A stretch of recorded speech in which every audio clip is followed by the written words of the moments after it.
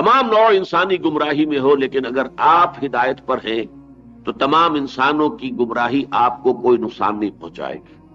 علیکم انفسکم، تم پر اصل ذمہ داری تمہاری اتنی ہے، لا یضرکم من ضل اذا اہتدیتم، اگر تم ہدایت پر ہوئے تو جو لوگ گمراہی پر ہوں گے ان سے تمہیں کوئی نقصان نہیں پہنچے۔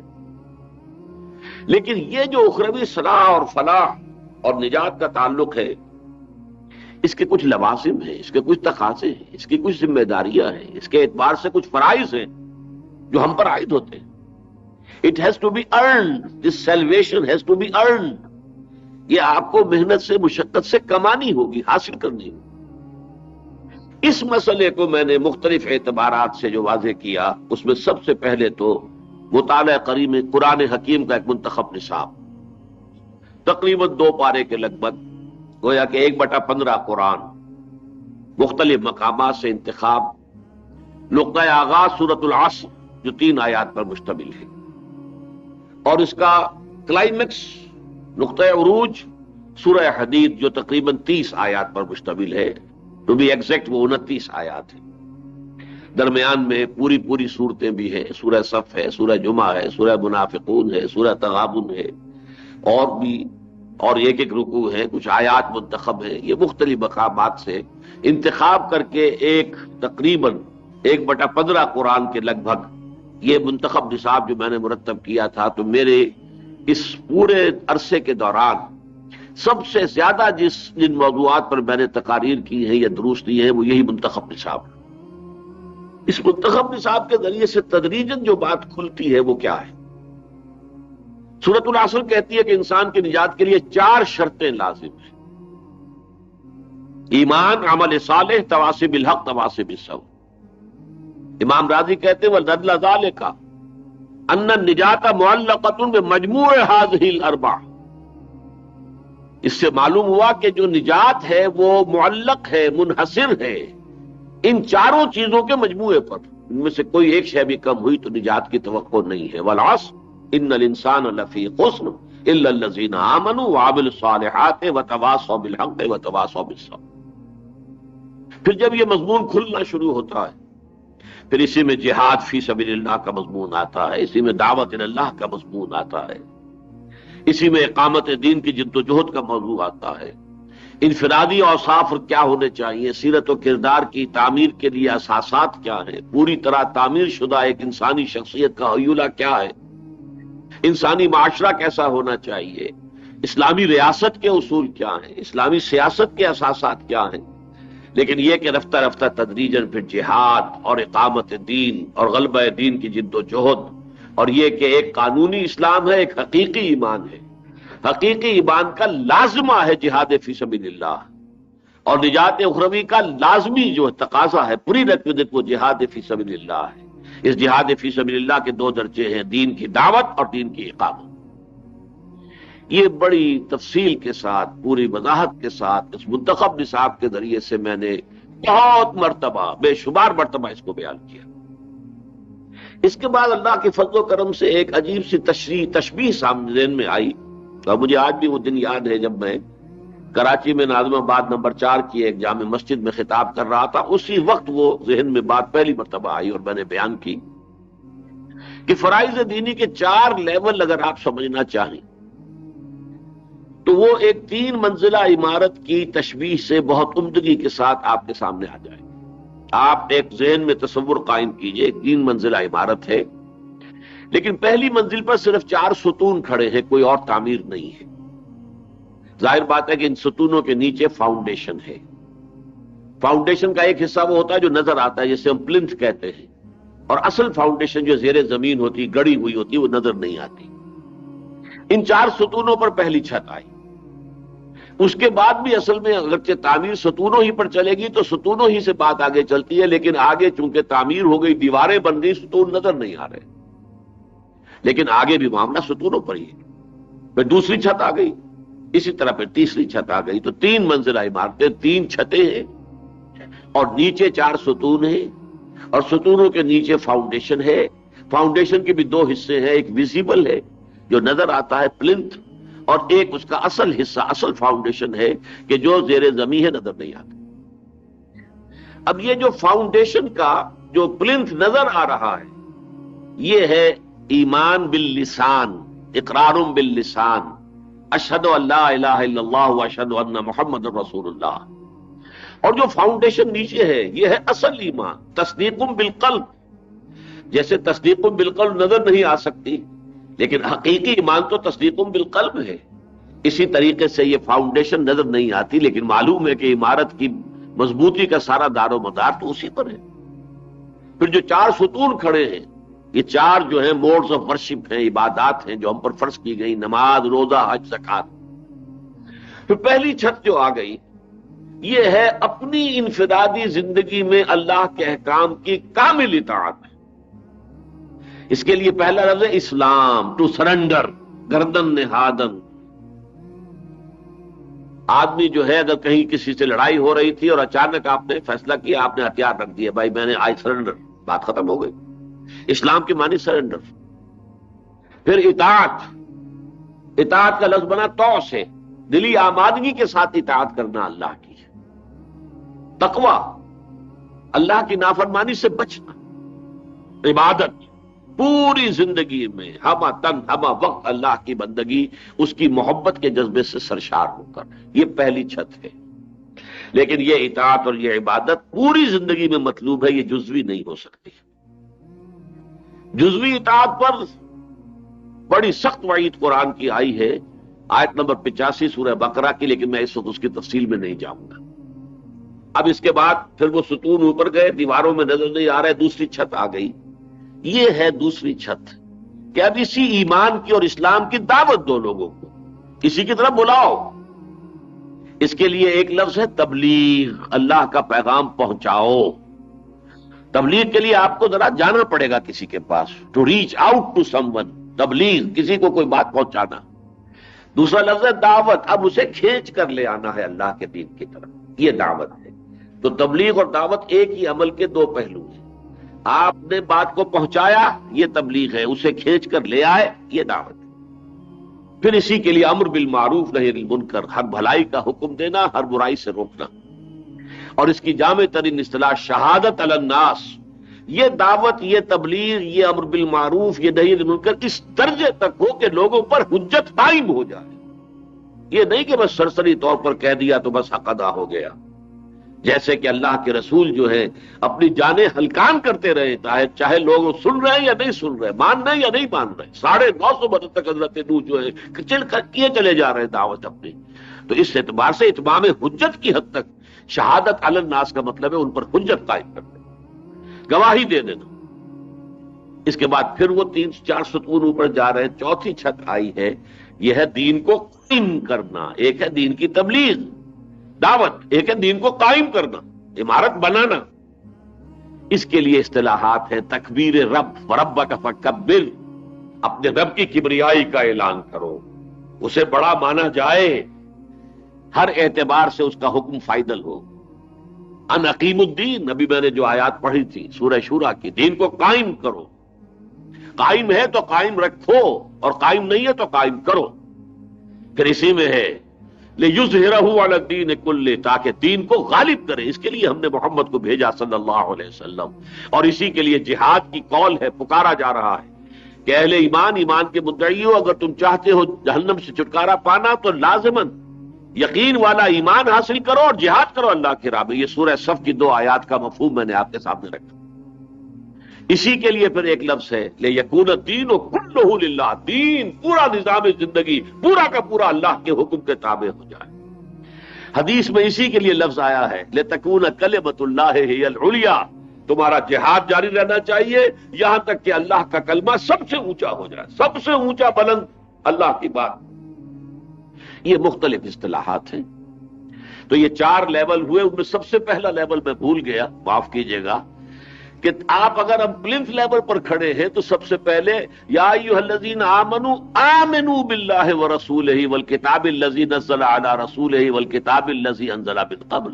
اے ایمان والو، ایمان لاؤ اللہ پر اور اس کے رسول پر. کیا مانی؟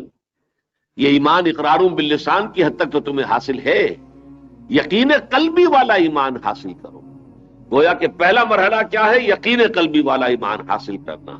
دوسرا لیول کیا ہے؟ اپنی زندگی میں اللہ کی کامل اطاعت اور عبادت. تیسرا مرحلہ اللہ کے دین کی دعوت اور تبلیغ، نشر و اشاعت. چوتھا مرحلہ اللہ کے دین کو قائم کرنا بالفعل ایک نظام زندگی کی حیثیت سے. یہ 4 لیول ہیں. ان چاروں کے لیے جو جد و جہد ہوگی، جو کوشش ہوگی، جو وقت لگے گا، جو سرمایہ لگے گا، جو وسائل و ذرائع صرف ہوں گے، ان سب کا نام ہے جہاد فی سبیل اللہ باموالکم وانفسکم. اپنی جانوں اور مالوں کے ساتھ اللہ کی راہ میں جہاد کرنا. اس میں ابتدائی جہاد جو ہے اس کے لیے ہتھیار ایک ہی ہے اور وہ قرآن ہے. ایمان حاصل کرو گے تو قرآن سے، تزکیہ نفس حاصل کرو گے تو قرآن سے، دعوت دو گے تو قرآن کے ذریعے سے. گویا کہ پہلے 3 لیولز جو ہیں وہ سارے کے سارے در حقیقت قرآن مجید کے گرد ہیں. اعلیٰ کیا ہے؟ قرآن ہے. اتر کر حرا سے سوئے قوم آیا اور ایک نسخہ کیمیا ساتھ لایا. البتہ آخری مرحلے پر جا کر طاقت کا استعمال بھی ناگزیر ہے. نظام قائم نہیں ہوتا طاقت کے استعمال کے بغیر، نظام قائم نہیں ہوتا جانیں دیے بغیر، نظام قائم نہیں ہوتا خون دیے بغیر. ناممکن ہے. خود حضور صلی اللہ علیہ وسلم نے پھر دین کی اقامت کی اس جد و جہد کے اس مرحلے میں جانیں دی ہیں. کئی 100 صحابہ کی جانیں پیش کی گئی ہیں. خود حضور جو ہے مجروح ہوئے ہیں، آپ کا خون گرا ہے 2 مرتبہ. دامن احد میں بھی خون کا فوارہ چھوٹا ہے آپ، اور یہ کہ طائف کی گلیوں میں بھی اس کی مٹی میں خون جو ہے جذب ہوا ہے محمد الرسول اللہ صلی اللہ علیہ وسلم. تو آخری مرحلے پر پھر وہ جہاد بالسیف، قتال فی سبیل اللہ کا مرحلہ بھی آ سکتا ہے. لیکن یہ کہ اس سے پہلے یہ جہاد بالقرآن ہے. فلا تطع الکافرین وجاہدہم بہ جہادا کبیرا. اے نبی، آپ لوگوں کی ان کافروں کی باتیں نہ مانیے اور ان کے خلاف جہاد عظیم کرتے جائیے اس قرآن کے ذریعے سے. جہاد بالقرآن. اور یہ بھی سمجھ لیجئے کہ پہلی سطح پر یہ خالص انفرادی معاملہ ہے. ایمان آپ حاصل کریں گے، ظاہر بات ہے از خود قرآن مجید میں غوطہ زنی کریں گے تو ایمان آپ کو حاصل ہوگا، یقین والا ایمان. اس کے بعد جو ہے وہ بھی انفرادی معاملہ ہے. اللہ کی بندگی کرنی ہے، اطاعت کرنی ہے، وہ انفرادی ہے. لیکن اگر آپ کو ایسا ماحول میسر آ جائے جس میں بہت سے لوگ کوشش کر رہے ہوں اللہ کے دین کی اطاعت کرنے کی تو سہولت ہو جائے گی. کونوا مع الصادقین. اس قسم کی جمعیت اگر ہو آپ کے آس پاس، آپ کی صحبت ایسے لوگوں کو کی صحبت آپ کو میسر ہو تو آسانی ہو جائے گی. پھر دعوت دین کے لیے فرد بھی کام کر سکتا ہے، ادارے بھی قائم ہو سکتے ہیں، دارالعلوم قائم ہو سکتے ہیں، پبلشنگ ہاؤسز قائم ہو سکتے ہیں، مختلف ذرائع ابلاغ کے استعمال کے لیے جو بھی ذرائع ممکن ہیں ان کے لیے منظم شکلیں ہو سکتی ہیں. لیکن آخری لیول کے لیے جماعت بھی سمع و طاعت والی جماعت، اس کے لیے جو ہجرت اور جہاد درکار ہے آخری مرحلے کے لیے، اقامت دین کے لیے، دین کے عمل القیام کے لیے، اللہ کے دین کے غلبے کے لیے، وہاں اس جماعت کی ضرورت ہے جس کے لیے حضرت حارث عشری رضی اللہ تعالیٰ عنہ کی روایت کے مطابق حضور نے فرمایا انی آمرکم بخمس اللہ امرنی بہن بالجماعت والسمع والطاعت والہجرت والجہاد فی سبیل اللہ. رواہ الامام الترمذی و امام احمد رحمہم اللہ. امام ترمذی بھی لائے ہیں اسے اپنی جامع میں، اور امام احمد مسند احمد ابن حنبل میں بھی یہ حدیث موجود ہے. یہ ہے اس 3 منزلہ عمارت کے حوالے سے فرائض دینی کا ایک جامع تصور جو الحمدللہ میں نے اور پھر میرے بہت سے ساتھیوں نے اس کو بہت عمدگی کے ساتھ بے شمار مقامات پر بیان کیا ہے. اور یہ ہمیں ہر جگہ یہ رد عمل ملا ہے، لوگوں کا جو فیڈ بیک ملا کہ واقعتاً یہ بہترین تشبیہ ہے دین کے تقاضے اور دینی فرائض کی ادائیگی کو سمجھنے کے لیے. ان کا کیا لیولز ہیں مختلف، ان میں کیا اول ہے، کیا دوم ہے، کیا سوم ہے، پھر یہ کہ ان کے آپس میں کیا ربط و تعلق ہے. تو یہ 3 منزلہ عمارت کی تشبیہ سے یہ بات بہت خوبصورتی سے واضح ہو جاتی ہے. پھر میں نے اسے اور ایک مثال سے بھی واضح کیا. ایک مثلث کو سامنے رکھیے. مثلث کا ایک قاعدہ ہے، نیچے 2 پھر اس کے یہ سائڈز جو جاتے ہیں اضلاع، اور اوپر جا کر جو ہے وہ ایپکس جو بھی ہے اس کے اوپر جا کر ہی مل جاتے ہیں. قاعدہ کیا ہے؟ لا الہ الا اللہ محمد الرسول اللہ. ایک طرف لا الہ الا اللہ لکھ دیجئے اس قاعدے کے ایک طرف ایک کونے پر، اور محمد الرسول اللہ دوسرے کونے پہ لکھ دیجئے. اب لا الہ الا اللہ کا تقاضا کیا ہے؟ عبادت، اللہ کی بندگی، اللہ کی اطاعت. وما خلقت الجن والانس الا ليعبدون. محمد الرسول اللہ کا تقاضا کیا ہے کہ جو فرض منصبی محمد الرسول اللہ پر اللہ کی طرف سے عائد ہوا ہے، اگر تم نے یہ کہا ہے کہ میں امتی ہوں محمد کا، تو اس فرض منصبی کی ادائیگی میں ان کے ساتھ شریک ہونا، اسی دعوت میں، اسی تبلیغ میں، اسی شہادت علی الناس میں اپنا تن من دھن لگانا، یہ تقاضا ہے ایمان بالرسالت کا۔ فالذین آمنوا بہ وعزروہ ونصروہ واتبعوا النور الذی انزل معہ اولئک هم المفلحون۔ اب دوسری طرف دیکھیے، یہ عبادت ناقص رہے گی انسان کی، بندگی ناقص ہے جب تک کہ اقامت دین کا مرحلہ طے نہ ہو جائے، ورنہ کیا ہوگا؟ انفرادی زندگی میں تو آپ اللہ کے احکام مان رہے ہیں، اجتماعی زندگی میں تو اللہ کے احکام ہے ہی نہیں، تو آپ کی زندگی کا جو حصہ اجتماعی نظام کے تحت ہے وہ عبادت سے خارج، اس میں تو آپ کسی اور کا قانون مان رہے ہیں، کسی اور کے نظام کے تحت زندگی گزار رہے ہیں۔ عبادت بھی مکمل نہیں ہو سکتی جب تک کہ دین قائم نہ ہو، اور شہادت علی الناس بھی نہیں ہو سکتی کامل طور پر جب تک کہ آپ دین کا ایک نظام قائم کر کے دنیا کو نہ دکھا دیں کہ آؤ دیکھو یہ ہے دین، اس کا ایک عملی نمونہ جب تک پیش نہیں کر دیتے۔ وہ کہیں گے نظری باتیں ہیں، بڑی اچھی اچھی باتیں آدمی کہہ سکتے، بھائی کر کے دکھاؤ نا، کر کے دکھانا اور ہوتا ہے اور صرف یہ کہ واز کہنا اور ہوتا ہے۔ تو آپ بہت اچھا نظام پیش کر سکتے ہیں کتابوں کے اندر، لیکن کر کے دکھاؤ، قائم کرو۔ جب تک کہ آپ حجت قائم نہ کر دیں اس نظام کو قائم کر کے، تو اقامت دین پر جا کر یہ مثلث کے یہ دونوں اسلحے جڑ جاتے ہیں۔ عبادت رب بھی مکمل ہوگی جبکہ اقامت دین ہو جائے، اور شہادت علی الناس بھی کامل ہوگی جبکہ اقامت دین ہو جائے۔ گویا کہ اس تسلیث، اس مثلث کے حوالے سے بھی ان تینوں چیزوں کا جو ایک دوسرے کے ساتھ ربط و تعلق ہے واضح ہو گیا۔ موسٹ ریسنٹلی میں نے اسے ایک اور طریقے پر سمجھایا ہے۔ اب یہ سب سے زیادہ یوں سمجھیے کہ ایک بات مفصل بھی آئی، پھر ذرا وہ 3 منزلہ عمارت کی شکل میں 4 لیول آئے، پھر مثلث کی شکل میں وہ 3 باتیں رہ گئی، اب 2 باتیں۔ مجھے اور آپ کو اللہ نے پیدا کیا ہے کہ اس کی بندگی کریں۔ بندگی نام ہے اس کا کہ ہم تن ہم وجوہ ہم وقت اللہ کی اطاعت ہو، ہر معاملے جزوی ہوگی تو وہ اللہ کو قبول نہیں ہے۔ افتؤمنون ببعض الکتاب وتکفرون ببعض، میں وہ آیت سنا ہی دوں آپ کو جس کا پہلے بھی میں نے حوالہ دیا، آیت نمبر 85 سورہ بقرہ۔ کیا تم ہماری کتاب اور شریعت کے ایک حصے کو مانتے اور ایک کو نہیں مانتے؟ فما جزاء من يفعل ذلك منكم الا خزي في الحیات الدنیا، تو جو کوئی بھی تم میں سے یہ طرز عمل اختیار کریں گے کہ دین کے صرف ایک حصے پر عمل پیرا ہو، دوسرے حصے پر نہ ہو، ان کی سزا اس کے سوا کچھ نہیں کہ دنیا میں ذلیل و خوار کر دیے جائیں اور قیامت کے دن شدید ترین عذاب میں جھونک دیے جائیں۔ وَيَوْمَ الْقِيَامَةِ يُرَدُّونَ إِلَىٰ أَشَدِّ الْعَذَابِ وَمَا اللَّهُ بِغَافِلٍ عَمَّا تَعْمَلُونَ، اللہ جو ہے غافل نہیں ہے اس سے جو تم کر رہے ہیں۔ اس تصور کو سامنے رکھیے، ہمتن بندگی۔ اب میں کیا کروں؟ میں اور آپ ایک ماحول میں رہ رہے ہیں جہاں قانون غیر اسلامی ہے، جہاں سودی کاروبار ہے، پوری معیشت کے اندر تانا بانا سود کا ہے۔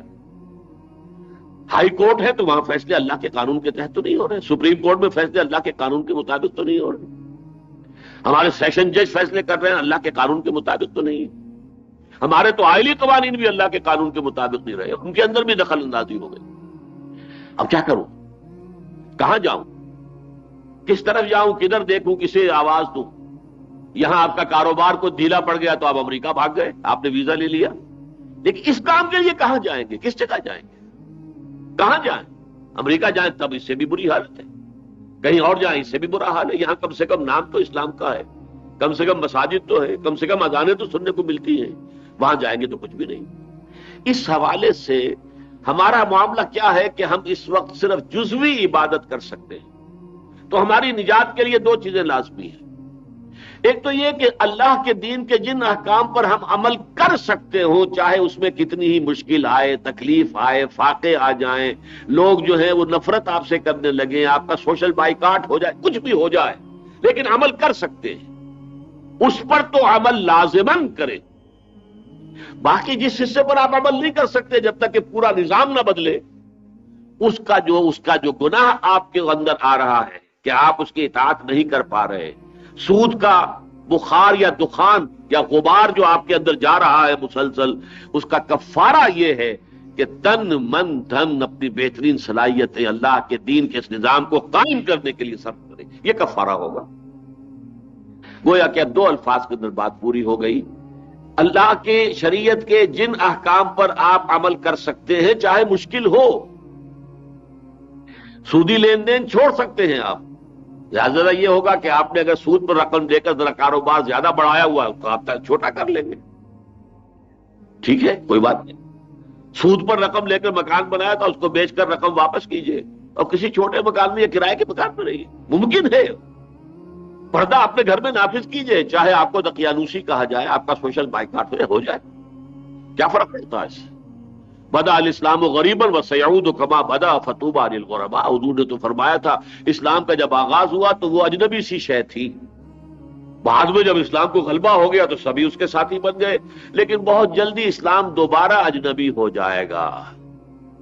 تو جو لوگ اسلام کی دور اجنبیت میں خود بھی اجنبی بن جائیں لیکن اس کے دامن سے وابستہ رہیں، ان کے لیے توبہ ہے، مبارکباد ہے، تہنیت ہے. اللہ تعالیٰ اللہم ربنا اجعلنا منہم، اللہ تعالیٰ ہمیں ان میں شامل ہونے کی توفیق عطا فرمائے. تو یہ ہے سب سے پہلا، سب سے زیادہ میرا وقت جو صرف ہوا ہے اسی تصور کو عام کرنے کے لیے. نظام باطل کے تحت اگر ہم زندگی گزارنے پر مجبور ہیں تو جتنے حصے پر عمل کرنا ممکن ہے اس پر تو لازماً عمل کریں، اور بقیہ کے لیے کفارے کے طور پر اپنی بہترین صلاحیتیں، اپنے بیشتر اوقات لگا دیں اللہ کے دین کے قائم کرنے کی جد و جہد. اور اس جد و جہد کے لیے لازم ہے التزام جماعت، جہاد فی سبیل اللہ. اس کے لیے لازم ہے انی آمرکم بخمس اللہ امرنی بہن بالجماعت والسمع والطاعت والہجرت والجہاد فی سبیل اللہ. اس چیز پر جیسا کہ میں نے عرض کیا اپنا میکسیمم وقت میں نے صرف کیا ہے. اس کی وجہ کیا ہے کہ بدقسمتی سے صدیوں کے زوال اور انحطاط کی وجہ سے ہمارے ذہنوں سے یہ تصورات بالکل نکل گئے. عبادت کا مطلب ہم نے نماز، روزہ، حج اور زکوٰۃ سمجھ لیا، بس پوری زندگی سے اس کا کوئی سروکار نہیں. نظام باطل کے غلبے کے تحت بھی ہم جو ہے روحانی ترقی کی منزلیں طے کرتے چلے جاتے ہیں اور اس نظام کو بدلنے کا ہمیں خیال نہیں آتا. لیکن یہ کہ جو بھی ضربیں لگ رہی ہیں اور ذکر ہو رہے ہیں اور اشغال ہو رہے ہیں ان کے ذریعے سے اپنی روحانی طرف فو حاصل ہو رہا ہے، ترقی جو ہے کرتے چلے جا رہے ہیں، لیکن اس نظام کو بدلنے کی طرف توجہ نہیں، اس کی اہمیت، اس کی فرضیت کا کوئی تصور نہیں موجود. لہذا اصل میں سب سے زیادہ ضرورت بھی اسی کی تھی اور الحمدللہ کہ سب سے زیادہ میں نے اسی پر محنت صرف کی. اب آئیے میرے قرآنی فکر کا دوسرا حصہ. یہ تو میں نے اب تک فرد کی حیثیت سے بات کی، میری اور آپ کی نجات کا دار و مدار اس پر ہے. اور اس میں مجھے وہ علامہ اقبال کا شعر یاد آ رہا ہے، یہ نغمہ فصل گل و لالا کا نہیں پابند، بہار ہو کے خزاں لا الہ الا اللہ. یہ جو فرائض دینی کا تصور ہے یہ اس پر نہیں ہے مبنی کہ آپ کہیں اکثریت میں ہوں اور اقلیت میں ہوں، اس سے کوئی بحث نہیں. حضور ایک تھے تنہا اور آپ نے یہ کام شروع کر دیا تھا. آپ کے پاس کوئی امت نہیں تھی، کوئی جماعت نہیں تھی. جماعت آپ نے اپنی بنائی ہے، امت خود بنائی ہے. اپنی دنیا آپ پیدا کر اگر زندوں میں ہے، جیسے کہ کوئی پرندہ لے کر آتا ہے ایک ایک دن کا اپنی چونچ میں اپنا ایک گھونسلہ بناتا ہے، اس طرح حضور نے ایک ایک بمشکل 10 برس میں، 10 برس کے دن گنیے کتنے ہو گئے، 4000 دن، اور ان میں صرف 125 آدمی آئے حضور کے پاس. اس سے کوئی فرق واقع نہیں. آپ اکیلے بھی ہیں دنیا میں روح ارضی پر، باقی سارا کفر ہے، تب بھی یہ کام آپ کو کرنا ہے. آپ کو اللہ پر ایمان لانا ہے، ایمان حقیقی حاصل کرنا ہے، اپنی زندگی میں اللہ کے احکام کی اطاعت کرنی ہے. اور جن اجتماعی معاملات کے اندر نہیں کر سکتے اس کا کفارہ دینا ہے کہ اس اجتماعی نظام کو بدلنے کی کوشش کریں. کوشش کیا کریں گے؟ پہلے لوگوں کو ہم خیال بنائیے، قوت حاصل کیجئے. اگر مناسب لوگ مل جائیں، قوت حاصل ہو جائے، اس نظام کے ساتھ ٹکر بول لے کر اس نظام کو ختم کیجئے اور اللہ کے دین کو قائم کیجئے. کر سکے نہ کر سکے اس پر آپ کی کامیابی کا کوئی اثر نہیں، کامیابی اس سے متاثر نہیں ہوتی. آپ نے تن من دھن لگا دیا، اپنی زندگی اس کام میں لگا دی، آپ کامیاب ہیں. اللہ کے یہاں سرخرو ہوں گے. وہ نظام بدلا یا نہیں بدلا اس سے کوئی غرض نہیں. اب آئیے اس خالص انفرادی سطح سے اٹھ کر ہم چلتے ہیں اوپر. ہم ایک عالمی ملت اسلامیہ کے فرد ہیں، تقریباً 150 کروڑ، کم سے کم 125 کروڑ، اور عام خیال یہ بھی ہے کہ 150 کروڑ مسلمان اس وقت. ہم سب بھائی ہیں آپس میں. کل مومن اخوۃ، اندر دلش. علامہ اقبال کہتے ہیں انما المومنون اخوۃ، کو اس طور سے انہوں نے نظم کیا. یہ ملت اسلامیہ، یہ امت محمد صلی اللہ علیہ وسلم کس حال میں ہے اس وقت؟ اس کی قرآنی تشخیص کیا ہے؟ آج ہم کس جگہ کھڑے ہیں از روئے قرآن؟ میں نے عرض کیا تھا یہ میرے قرآنی فکر کے مختلف زاویے اور گوشے۔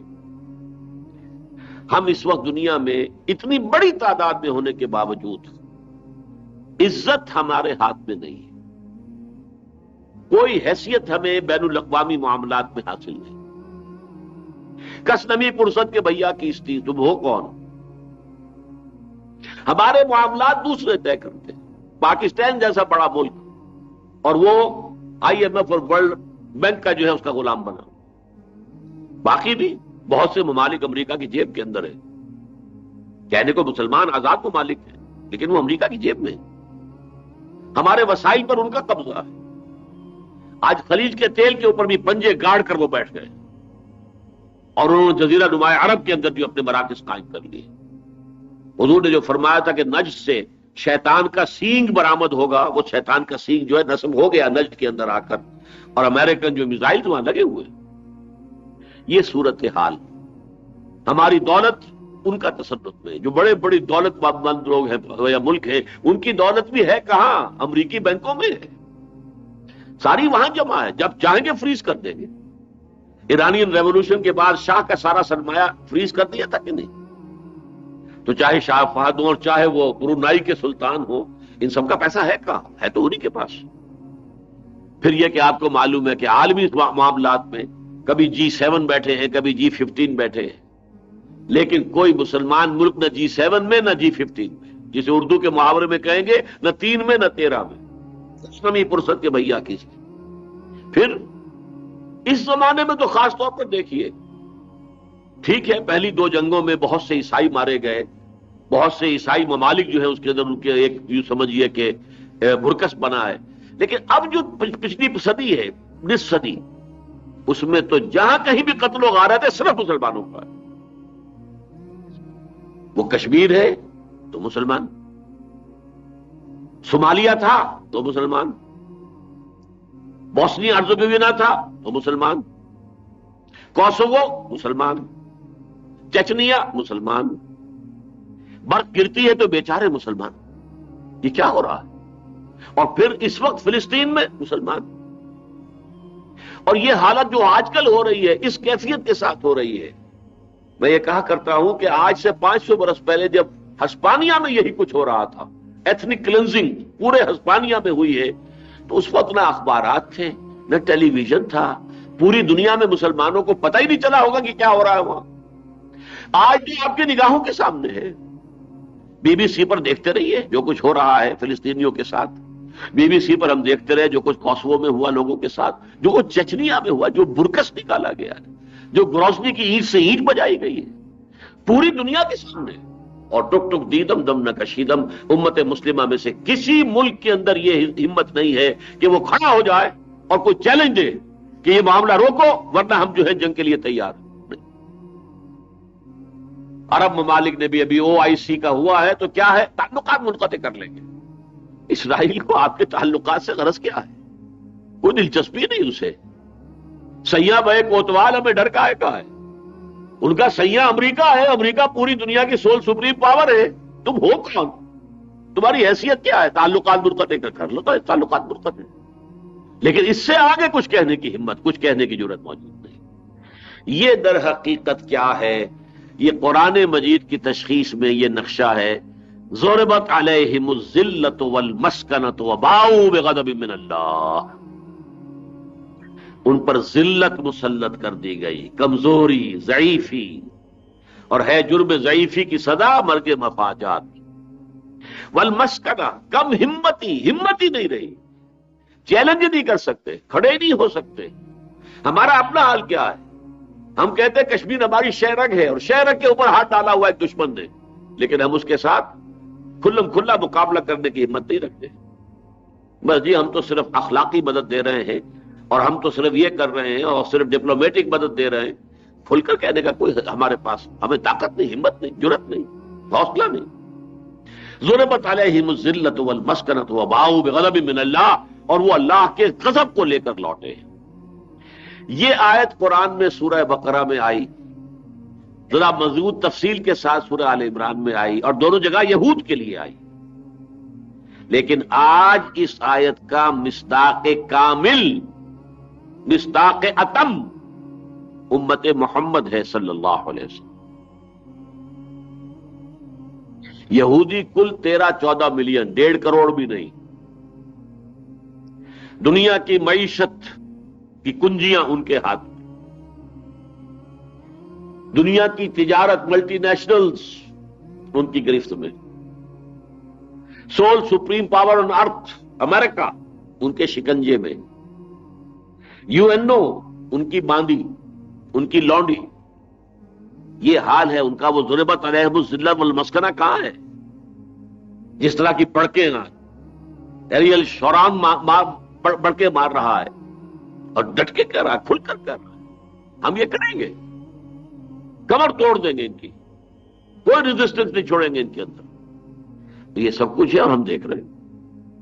یہ در حقیقت اللہ کا عذاب ہے اس وقت امت محمد پر صلی اللہ علیہ وسلم۔ یہ بات بڑی تلخ ہے، لیکن میرے قرآن فکر کا یہ ایک اہم نقطہ ہے، ایک اہم زاویہ ہے۔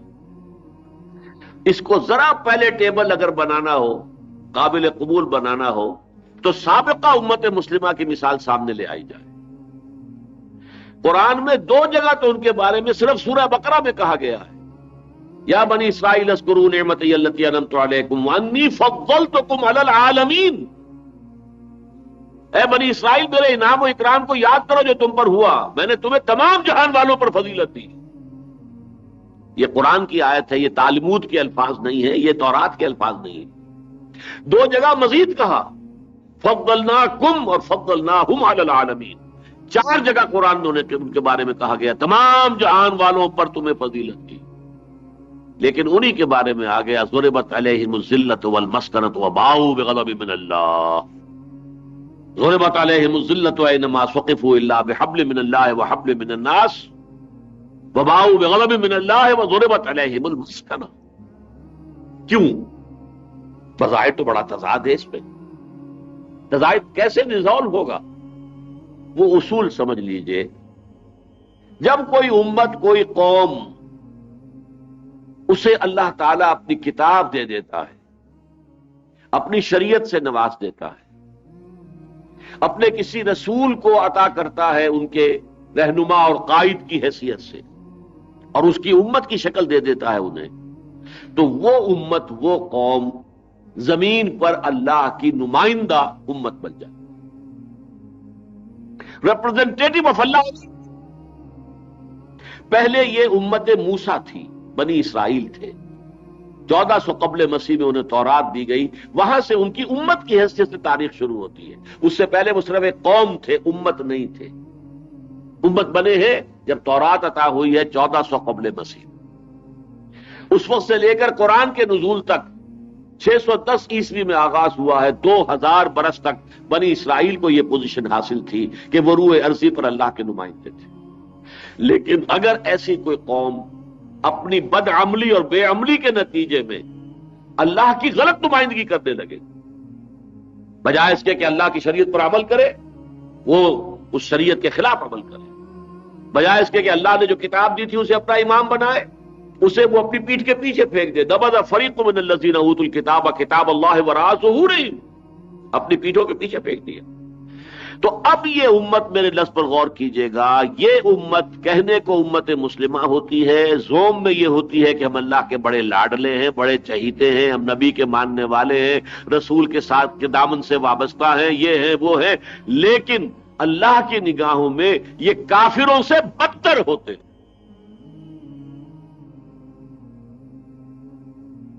یہی وجہ ہے نا، آج ہم کہیں رحمتیں ہیں تیری اغیار کے کاشانوں پر اور برف گرتی ہے تو بیچارے مسلمانوں پر، کیوں؟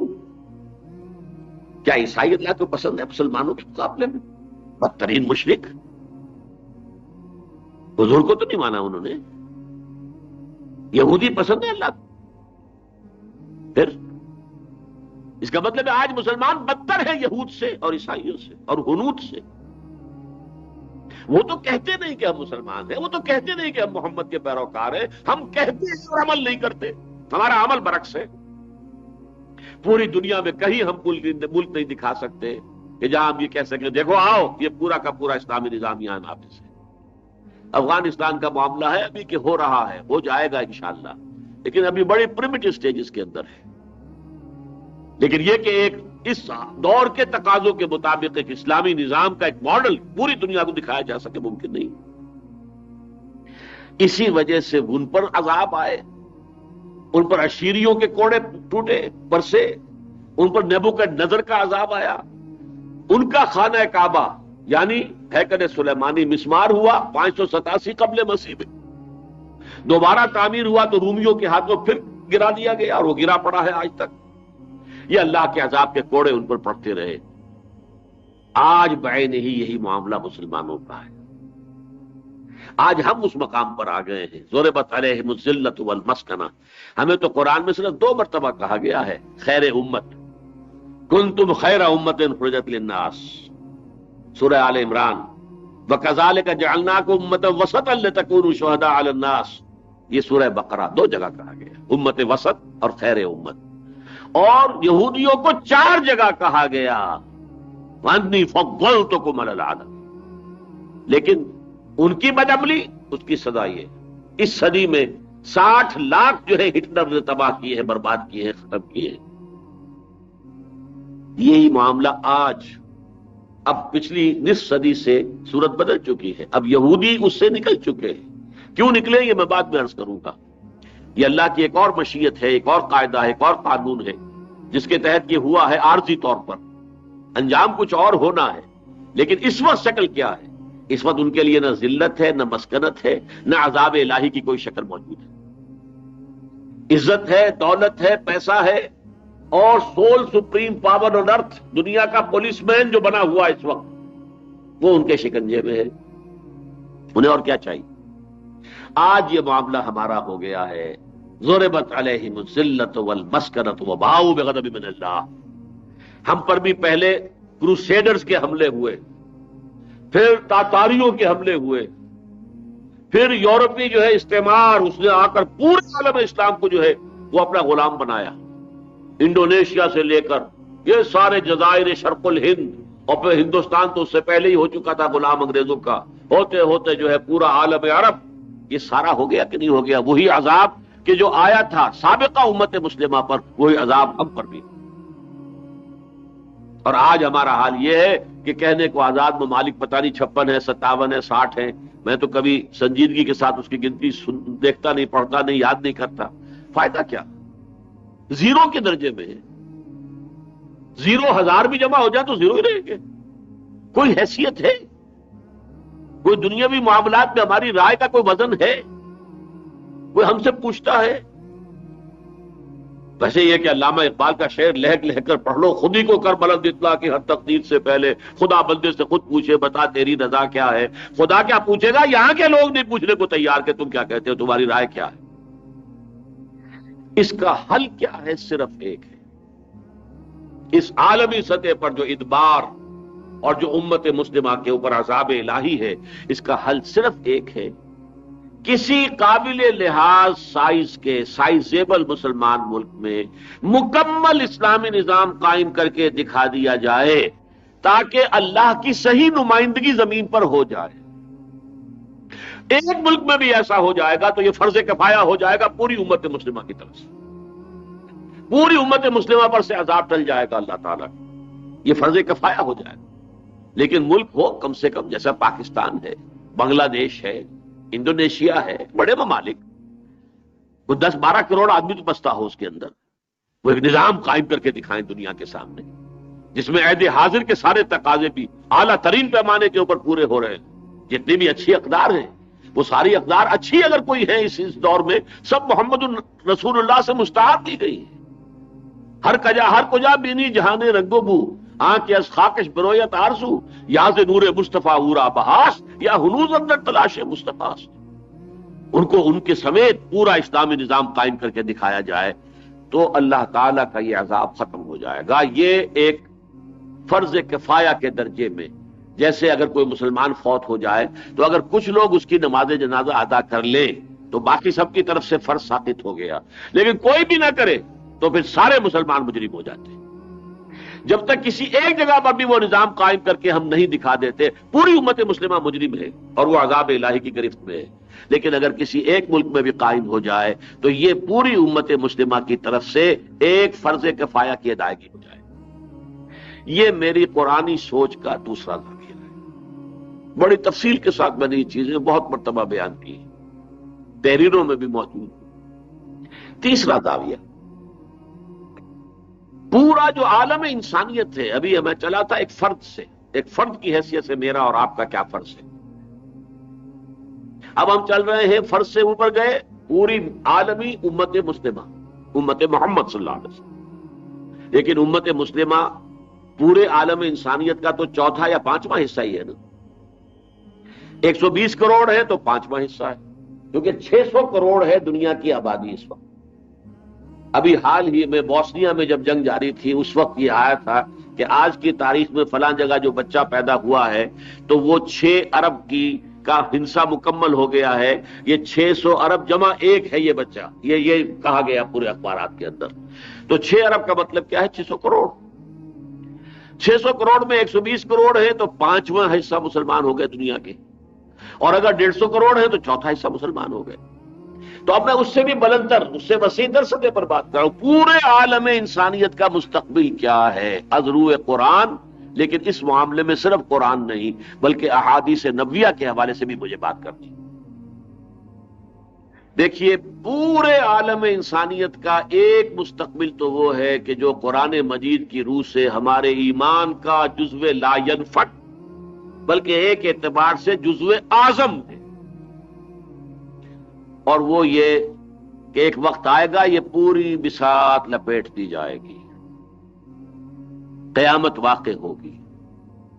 یہ پورا نظام شمسی بھی اور زمین کا یہ پورا نقشہ بدل جائے گا. یوم تبدل الارض غیر الارض والسماوات. زمین یہ زمین نظر نہیں آئے گی، پہاڑوں کا وجود نہیں ہوگا، روئی کے گالوں کے طریقے سے دھنکے ہوئے، اور وہ دھنکی ہوئی اون کے مانند، نگی اون کے مانند ہوں گے. ریت بن جائے گا پورا خان صفا. پوری زمین میں نہ کوئی ایچ نہ پیچ، نہ اونچائی نہ نیچائی، چٹیل میدان ہوگا اور کوئی انسان زندہ نہیں ہوگا. حیات ارضی کا کوئی شائبہ باقی نہیں. یا ایھا الناس اتقوا ربکم ان زلزلۃ الساعۃ شیء عظیم. القارعہ ما القارعہ وما ادراک ما القارعہ یوم یکون الناس کالفراش المبثوث وتکون الجبال کالعہن المنفوش. یہ تو یوں سمجھیے قرآن مجید کے اہم ترین مضامین میں سے، بلکہ قرآن مجید کا جو حصہ پہلے 4 سالوں میں نازل ہوا ہے اس کا تو جزو اعظم یہی ہے، ایمان بالآخرہ، قیامت اور آخرت، باس بعد الموت. میں نے اس لیے اس طرح تھوڑا سا وقت لے لیا اس پر کہ بدقسمتی سے ہمارے ذہنوں میں بھی بس وہ کسی ایک جگہ چھوٹی سی پوٹلی بنی رکھی ہے. ہم آخرت کو مانتے ہیں اور قیامت کو مانتے ہیں، اس کا جس طرح استحضار ہونا چاہیے. صحابہ کرام کو استحضار اس درجے کا تھا کہ ذرا تیز ہوا چلتی تھی، آندھی آتی تھی، کہتے تھے قیامت آ گئی، شاید آ گئی. اس درجے مستحضر رہتا. اور ہم تو سمجھتے ہیں بہت دور ہے، بہت دور ہے، بہت دور ہے. میری جو کتاب شائع ہوئی سابقہ اور موجودہ مسلمان امتوں کا ماضی حال مستقبل، تو ہمارے ہاں کے ایک دانشور ہیں اور اچھے دینی مزاج کے بھی آدمی ہیں، مختار مسعود صاحب. ان کو میں نے وہ کتاب دی پڑھنے کے لیے، تو اس کے بعد تبصرہ ان کا یہ تھا کہ آپ نے تو قیامت کو بہت ہی قریب کر کے دکھا دیا. اس پر میں نے انہیں آیت سنائی، انہم یرونہ بعیدا ونراہ قریبا. یہ لوگ اسے دور سمجھ رہے ہیں، ہمارے سامنے موجود ہے قیامت. قیامت اللہ کے سامنے دست بستہ کھڑی ہے کہ کب اذن ہو اور میں ٹوٹ پڑوں. ونراہ قریبا. تو ہر مسلمان کو اسے بہت قریب سمجھنا چاہیے. بڑی قیامت اگر ہے بھی کوئی دور تو چھوٹی قیامت، من مات فقط قامت قیامت ہو. یہ قیامت صغریٰ تو میری اور آپ کی جو ہے وہ ہر وقت میرے اور آپ کے سروں کے اوپر منڈلا رہی ہے، پتہ نہیں کب آ جائے. میری اور آپ کی موت یہ گویا کہ قیامت صغریٰ ہے. من مات، حضور نے فرمایا، جو فوت ہو گیا فقط قامت قیامت ہو، اس کی قیامت تو قائم ہو گئی. بہرحال پہلی بات تو یہ ہے قیامت. اور اس سے پہلے ایک بات ہے، اس سے کچھ عرصے پہلے کل روئے ارضی، کل عالم انسانیت پر اللہ کا دین غالب ہوگا اور نظام خلافت علی منہاج النبوہ قائم۔ قرآن مجید میں اس کا صرف صغرا کبرا ہے، صراحت کے ساتھ یہ بات قرآن میں درج نہیں ہے، لیکن دو چیزیں، دو پریمیسز صغرا کبرا جس سے یہ منطقی نتیجہ نکلتا ہے قرآن میں موجود ہے۔ وہ کیا ہے؟ 3 دفعہ کلیئر الفاظ میں اللہ نے بیان کیا ہمارے اس رسول محمد صلی اللہ علیہ وسلم کا مقصد بعثت ہے غلبہ دین حق۔ هو الذی ارسل رسولہ بالہدی ودین الحق لیظہرہ علی الدین کلہ، وہی ہے اللہ جس نے بھیجا اپنے رسول کو صلی اللہ علیہ وسلم الہدا، قرآن حکیم، ہدایت کاملہ کے ساتھ اور دین حق کے ساتھ، تاکہ غالب کرے اسے کل کے کل دین پر، پورے نظام زندگی پر۔ کیا مطلب ہوا؟ سورہ توبہ کی آیت نمبر 33 میں یہ الفاظ موجود ہیں، سورہ فتح کی آیت نمبر 28 میں الفاظ موجود ہیں، سورہ صف کی آیت نمبر 9 میں ایک شوشے کے فرق کے بغیر هو الذی ارسل رسولہ بالہدی ودین الحق لیظہرہ علی الدین کلہ۔ اور 5 دفعہ اللہ نے فرمایا قرآن مجید میں مختلف اسالیب کے اندر کہ محمد کو بھیجا گیا پوری نوع انسانی کی طرف۔ واضح ترین آیت ہے سورہ سبا کی آیت نمبر 28، وَمَا أَرْسَلْنَاكَ إِلَّا كَافَّةً لِلنَّاسِ بَشِيرًا وَنَذِيرًا، اے نبی ہم نے نہیں بھیجا ہے آپ کو مگر تمام انسانوں کے لیے بشیر و نذیر بنا کر۔ ان دونوں کو جوڑ لیجئے، محمد صلی اللہ علیہ وسلم کی بعثت کا مقصد تب مکمل ہوگا جب تمام عالم انسانیت پر اللہ کا دین غالب آ جائے۔ جب تک یہ نہیں ہوتا حضور کی بعثت کا مقصد ابھی کامل نہیں، مکمل نہیں، وقت فرصت ہے کہاں، کام ابھی باقی ہے، نور توحید کا اتمام ابھی باقی ہے۔ ایک درجے میں اتمام ہو گیا، جزیرہ نماء عرب میں حضور کے دست مبارک سے اتمام ہو گیا نور توحید کا، لیکن جزیرہ نماء عرب جو ہے وہ تو کل زمین کا شاید 100واں حصہ ہوگا نا۔ جب تک پوری زمین نہ جگمگا اٹھے یہ چمن معمور ہوگا نغمہ توحید سے، جو اقبال کہتے کہ ہوگا، اس ہوگا کی خبر جو ہے وہ احادیث کے اندر ہے صراحت کے ساتھ۔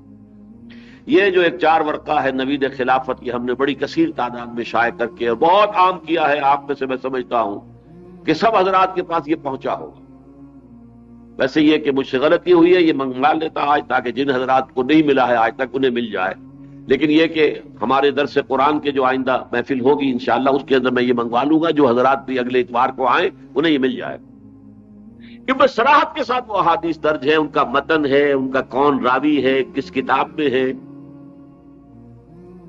3 حدیثیں ایسی ہیں جن سے معلوم ہوتا ہے کہ ابھی خلافت علی منہاج النبوہ کا نظام دنیا میں قائم ہوگا اور وہ عالمی ہوگا، پورے کرۂ ارضی پر اللہ تعالیٰ کا لایا ہوا وہ نظام دین حق غالب ہوگا، یعنی وہ خلافت جو قائم ہوئی تھی حضور کے فوراً بعد، خلافت علی منہاج النبوہ، وہی نظام دوبارہ دنیا میں قائم ہوگا اور پوری دنیا میں۔ مسند احمد بن حنبل کی روایت ہے، صحیح مسلم کی روایت ہے، ان روایتوں سے یہ بات کلیئرلی بات ہے، یہ ہو کر رہے گا۔ یہ جو عالمی غلبہ ہوگا دین کا، اس سے پہلے ذرا تلخ گولی بھی ہے، امت مسلمہ پر عذاب کے شدید کوڑے پڑیں گے۔ ہماری بدعملی اور بے عملی کی جو سزائیں ملی ہیں اب تک، ابھی سخت ترین سزا باقی ہے۔ جیسے کہ وہ حدیث ہے حضرت عبداللہ ابن عمرو بن العاص رضی اللہ تعالی عنہما سے، جامع ترمذی کی روایت ہے، لَيَأْتِيَنَّ عَلَىٰ أُمَّتِي مَا أَتَىٰ عَلَىٰ بَنِي إِسْرَائِيلَ حَسْبَ النَّعْلِ بِالنَّعْلِ، میری امت پر بھی وہ سارے حالات وارد ہو کر رہیں گے جو بنی اسرائیل پر آئے تھے، جیسے کہ ایک جوتی دوسری جوتی سے مشابہ ہوتی ہے۔ ایک جوڑا ہے جوتیوں کا، کتنی ایک دوسرے سے مشابہ ہوتی ہیں، زمین پہ رکھی ہو تو وہ پنجے کے رخ کے اعتبار سے ذرا مختلف نظر آتی ہیں، لیکن ان کے تلوے جوڑ لیجئے تو بالکل ایک ہی ہے۔ اتنی جامع اور اتنی یوں سمجھیے کہ بلاغت والی جو ہے تشبیہ اور تمثیل حضور نے استعمال کی ہے، جیسے ایک جوڑی کے 2 جوتے ایک دوسرے سے مشابہ ہوتے ہیں، ایسے ہی حالات ہوں گے جو سابقہ امت پر آئے تھے وہ اس امت پر بھی آئے۔ میں نے تفصیل سے لکھا ہوا تنظیم اسلامی کا تاریخی پس منظر، چھوٹا سا کتاب چاہے 6-7 روپے کی کتاب ہے، لیکن ویسے یہ کہ تفصیل میں جانا ہو تو سابقہ اور موجودہ مسلمان امتوں کا ماضی، حال اور مستقبل تفصیل کے ساتھ اس میں آ چکا ہے۔ ان پر جو کوڑے پڑے تھے اشوریوں کے ہاتھوں، وہی کوڑے ہم پر پڑے کروسیڈرز کے ہاتھوں۔ ان پر جو بہت بڑا عذاب آیا تھا نبوکدنضر کے ہاتھوں، وہ ہم پر آیا ہے تاتاریوں کے ہاتھوں۔ ان پر جو عذاب آئے تھے یونانیوں اور رومیوں کے ہاتھوں، ہم پر وہ آئے انگریزوں کے ہاتھوں اور فرانسیسیوں کے ہاتھوں اور اطالویوں کے ہاتھوں اور اسپانویوں کے ہاتھوں، یورپ کی قوت۔ لیکن ان پر جو عذاب اس صدی میں آیا جرمنوں کے ہاتھوں، اس کی کاربن کاپی ابھی باقی ہے۔ اگر تو وہ حدیث بتمام و کمال پوری ہو، لَيَأْتِيَنَّ عَلَىٰ أُمَّتِي مَا أَتَىٰ عَلَىٰ بَنِي إِسْرَائِيلَ حَذْوَ النَّعْلِ بِالنَّعْلِ، اور یہ ہے وہ جس کی خبر دی ہے احادیث کے اندر۔ البتہ اس میں یہ فرق ذہن میں رکھیے کہ امت مسلمہ کے 2 حصے ہیں، ایک اس کا قلب ہے، نیوکلیس، وہ ہے عرب۔ حضور بھی عرب تھے صلی اللہ علیہ وسلم۔ عربی میں اللہ کی آخری کتاب ہے جو قرآن حضور پر نازل ہوا، تو اس امت کا جو اصل نیوکلیس ہے وہ عرب ہے۔ ہم لوگ جو ہیں وہ گویا کہ پیری فری پر ہیں، ہم بھی ہیں اس امت کے اندر شامل ہیں، لیکن ہم آخرین کے درجے میں ہیں۔ وآخرین منہم لما یلحقوا بہم وہو العزیز الحکیم۔ بنیادی طور پر حضور کی بعثت انہی میں سے اور ان کے لیے، وہ کون ہے؟ وہ ہے امیین۔ هو الذی بعث فی الامیین رسولا منہم یتلو علیہم آیاتہ ویزکیہم ویعلمہم الکتاب والحکمہ وإن کانوا من قبل لفی ضلال مبین وآخرین منہم لما یلحقوا بہم وہو العزیز الحکیم۔ ہم آخرین میں شامل ہیں، وہ ہے اصل امت۔ اصل عذاب ان پر آنا ہے، اسی لیے حدیث کے اندر الفاظ موجود ہیں ویل للعرب من شر قد اقترب۔ ایک حدیث میں یہ بھی الفاظ ہیں من اقتراب الساعۃ ہلاک العرب۔ قیامت کے قرب کی ایک علامت یہ بھی ہوگی کہ عرب ہلاک ہو جائے۔ بہت بڑے پیمانے پر ہلاکت والا عذاب بنو اسماعیل عرب ان کے اوپر آنے والا۔ اس کے بعد نمبر 2 پر مجرم ہم ہیں، مسلمانان پاکستان۔ عربوں پر تو اللہ کا فضل یہ ہوا تھا کہ عربوں ہی میں سے محمد تھے صلی اللہ علیہ وسلم، یہ رتبہ بلند ملا جس کو مل گیا، یہ فضیلت تو بہت بڑی ہے جو انہیں حاصل ہو گئی۔ پھر ان کی زبان میں اللہ کی کتاب موجود ہے، آج بھی موجود ہے، انہیں اسے پڑھنے اور سمجھنے کے لیے پاپڑ بیلنے کی ضرورت نہیں ہے کہ صرف پڑھیں اور ناو پڑھیں اور یہ پڑھیں اور معنی پڑھیں اور بیان پڑھیں اور یہ پڑھیں اور وہ پڑھیں تب جا کے قرآن کو سمجھیں۔ لیکن اسی طریقے سے اللہ نے بہت سی فضیلتیں ہمیں عطا کی۔ 400 سال سے تمام مجددین اس جگہ پیدا ہوئے، ہندوستان میں پیدا ہوئے۔ مجدد الفسانی، شاہ ولی اللہ دہلوی، سید احمد بریلوی، شیخ الہند مولانا محمود حسن۔ پھر 20ویں صدی عیسوی میں جتنے اعاظم رجال یہاں پیدا ہوئے کہیں نہیں ہوئے، علامہ اقبال، مولانا مودودی، مولانا الیاس، مولانا ابوالکلام آزاد، عظیم لوگ۔ پھر ہر جگہ تحریک چلی آزادی کی، تو اپنی اپنی قومی جو عصبیتیں ہیں ان کی بنیاد پر، عرب قومیت، ملے قومیت، یہاں پاکستان کا مطلب کیا؟ لا الہ الا اللہ۔ خلافت کے خلاف سازش ہو رہی تھی تو کہاں چلی تحریک؟ صرف ہند میں۔ جان بیٹا خلافت پہ دے دو، بولی اماں محمد علی کی، جان بیٹا خلافت پہ دے دو، ساتھ ہوں تیرے شوکت علی بھی، جان بیٹا خلافت پہ دے دو۔ یہ خلافت کی تحریک چلی۔ اس اعتبار سے یہ فضیلتیں ہیں کہ جو اس علاقے کے مسلمانوں کو اللہ نے عطا کی اور پاکستان معجزے کے طور پر عطا کیا۔ اگر ہم اسلام قائم نہیں کرتے تو نمبر 2 مجرم ہم ہیں۔ بہرحال یہ ہے اس سے قبل کا ایک معاملہ، گنتی کرتے جائیے، میں مستقبل کی بات کر رہا ہوں، عالم انسانیت کے مستقبل۔ پورے عالم انسانیت کے لیے ہلاکت اور موت آنی ہے قیامت کے موقع پر، الساعہ۔ اس سے پہلے کل کرۂ ارضی پر اللہ کا دین غالب ہونا ہے تاکہ بعثت محمدی کے مقصد کی تکمیل ہو جائے، علی صاحب الصلاۃ والسلام۔ اس سے پہلے مسلمانوں پر عذاب کی شدت بڑھنی ہے، خاص طور پر عربوں پر، اور نمبر 2 مسلمانان پاکستان پر۔ لیکن وہاں کا معاملہ قطعی ہے، یہاں کا معاملہ ابھی ہینگنگ ان دی بیلنس ہے۔ اب صورتحال کیا ہوگی؟ یہ جو شکل ہوگی عذاب کی، اس کو نصرت میں بدلنے کے لیے 2 شخصیتوں کا ظہور ہوگا۔ ایک عام انسانوں کی طرح پیدا ہونے والے شخص حضرت مہدی، جو مجدد ہوں گے، وہ اس صدی کے ہوں اگلی صدی کے ہوں اللہ عالم، لے مجدد ہوں گے، وہ عرب میں رونما ہوں گے اور عرب میں ایک خالص صحیح اسلامی حکومت قائم کریں گے۔ یہ جو مہدی کا لفظ ہے، یہ اہل تشیع کا تصور کچھ اور ہے۔ وہ تو ان کے 12ویں امام مزعومہ، ان کا کہنا ہے یہ کہ 11ویں امام جو ان کے تھے حضرت حسن عسکری، ان کے ایک بیٹے ہوئے۔ عام لوگوں کا کہنا یہ ہے، خاص طور پر اہل سنت کا، کہ وہ لاولد فوت ہوئے، ان کی کوئی اولاد ہوئی نہیں۔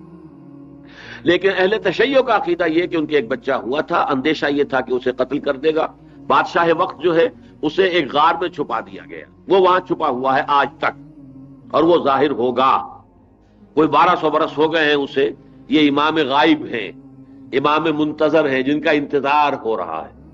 یہ ان کا تصور مہدی ہے۔ ہمارا تصور مہدی کیا ہے؟ جیسے مجددین اور پیدا ہوئے، عمر بن عبدالعزیز سے سلسلہ شروع ہوا ہے، پہلے 10 صدیوں میں یہ سارے مجددین جو ہیں عالم عرب میں پیدا ہوئے، اس کے بعد کی 4 صدیوں میں ہندوستان میں پیدا ہوئے۔ ایسے ہی ایک اور مجدد پیدا ہوں گے، اور وہ عرب میں ہوں گے، جو وہاں پر ایک صحیح اسلامی حکومت قائم کرے گا، اور پھر بہت بڑی جنگوں کا سلسلہ شروع ہو جائے گا۔ ان کی حکومت کو ختم کرنے کے لیے کفر ٹوٹ پڑے گا، خاص طور پر یہودی میدان میں آئیں گے، تو پھر اللہ تعالی کی طرف سے آخری بات کے لیے حضرت مسیح علیہ السلام کو بھیج دیا جائے گا، جنہیں زندہ اٹھا لیا گیا تھا، وہ دمشق کی مسجد کے مینارے پر نازل ہو، اور ان کے ذریعے سے پھر اللہ تعالی یہود کا خاتمہ کر دے گا۔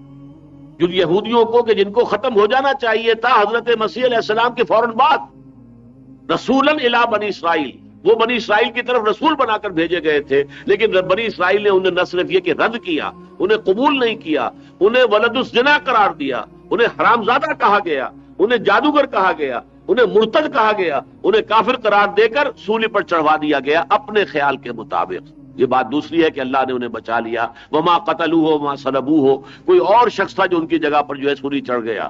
اور برنباس کی جو ایونجل ہے، اس کی جو انجیل ہے برنباس کی، اس کی روح سے وہی جو حواریین میں سے تھا، یوڈاس اسکیریوٹ، جس نے کہ خبر پہنچائی تھی اور گرفتار کروایا تھا، غداری کی تھی، اس کی شکل بدل کر اللہ تعالیٰ نے حضرت مسیح کی بنا دی، اور وہ سولی چڑھا، اللہ عالم۔ لیکن وہ مسیح آئیں گے، ان کے ہاتھوں یہود کا آخری خاتمہ ہونا ہے۔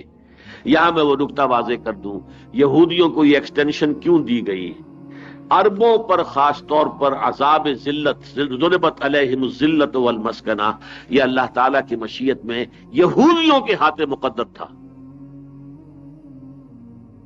مولانا امین حسن اصلاحی صاحب کہا کرتے تھے، وہ راجپوت تھے، وہ اپنے ہاں کے علاقے کے راجپوتوں کی روایت بیان کیا کرتے تھے کہ اگر کوئی راجپوت نوجوان کو بہت گری ہوئی حرکت کرتا تھا تو اسے جوتے لگواتے تھے چمار کے ہاتھوں، یعنی جوتا اگر راجپوت خود مارے تو راجپوت کے سر پر جوتا پڑا، راجپوت کا جوتا تو پڑا، لیکن اگر چمار کا جوتا پڑا تو جسے آپ انگریزی میں کہتے ہیں to add insult to injury, injury تو برابر کی ہے، چاہے جوتا وہ جو چمار نے مارا ہو اور چاہے وہ کسی راجپوت نے مارا ہو، لیکن انسلٹ یہ ہے کہ چمار کے ہاتھوں جوتا لگوایا جائے۔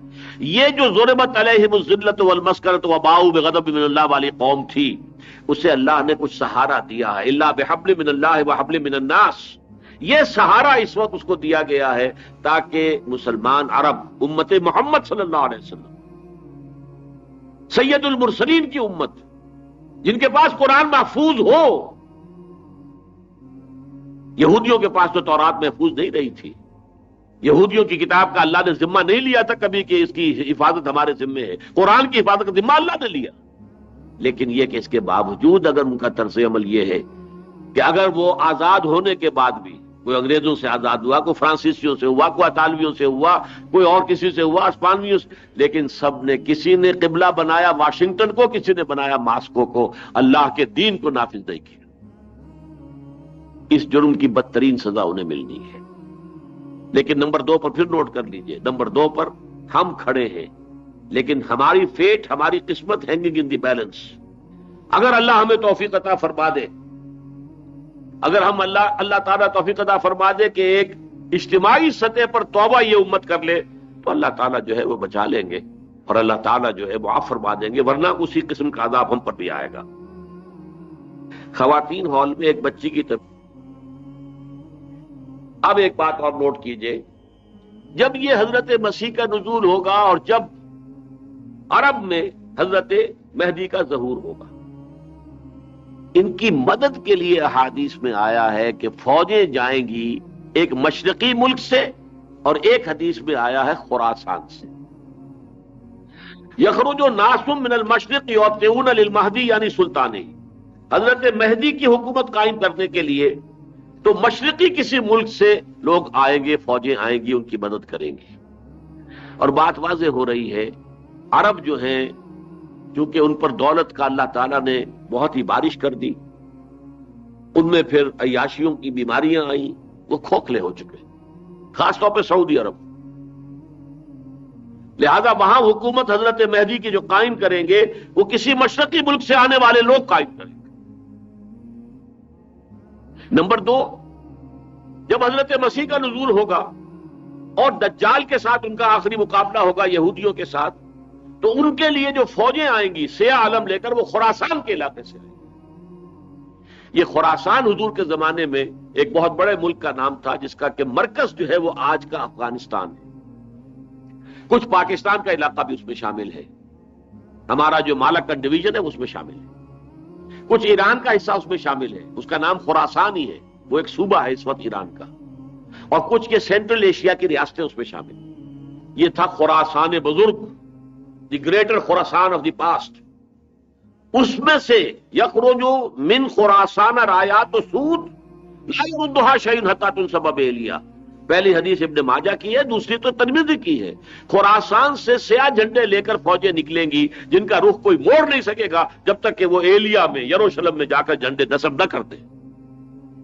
اس کا کیا مطلب ہے؟ نتیجہ یہ نکلا کہ عرب کے مشرقی جانب کسی ملک میں اور بالخصوص خراسان میں اللہ کا دین پہلے قائم ہو چکا ہوگا، تو وہاں سے پھر اسلامی فوجیں جائیں گی، مہدی کی حکومت جمائیں گی عرب کے اندر، اور پھر جب وہ مرحلہ آئے گا کتاب الملاحم میں، جو فیصلہ کن جنگ پھر ہونی ہے، یہودی اور عیسائی ایک طرف اور مسلمان ایک طرف، اور اس میں پھر اللہ کی طرف سے غیبی امداد کے لیے نازل ہوں گے حضرت مسیح، تو ان کے لیے بھی جو مددگار فوج جائے گی وہ خراسان کے علاقے سے جائے گی۔ اس کا مطلب یہ ہے کہ اس سے پہلے اس علاقے میں افغانستان، اور اللہ کرے کہ وہ مشرقی علاقے والا ملک کا نام پاکستان ہو۔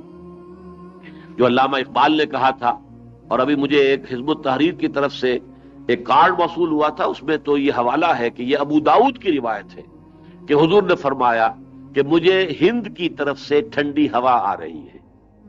اقبال نے اسی کو کہا تھا اپنے ترانے میں، میرے عرب کو آئی ٹھنڈی ہوا جہاں سے، میرا وطن وہی ہے، میرا وطن وہی ہے۔ یہ ٹھنڈی ہوا جو ہے یہ آئی ہے حضور کو مشرق کی طرف سے، مشرق میں یہ ہندوستان بھی ہے، پاکستان جس کا کہ اب خلاصہ بن گیا، سمجھیے اسلامی ہند کا خلاصہ جو ہے وہ اب پاکستان میں آ گیا، اور اس کے ساتھ جو افغانستان ہے وہاں اللہ کے فضل سے اسلامی حکومت قائم ہو گئی ہے، جو آج سے 25 برس پہلے ہم تصور نہیں کر سکتے تھے کیا افغانستان تھا، کس طرح کے وہاں حالات تھے، اور اب وہ کہاں سے کہاں پہنچ گیا اللہ کے فضل و کرم سے۔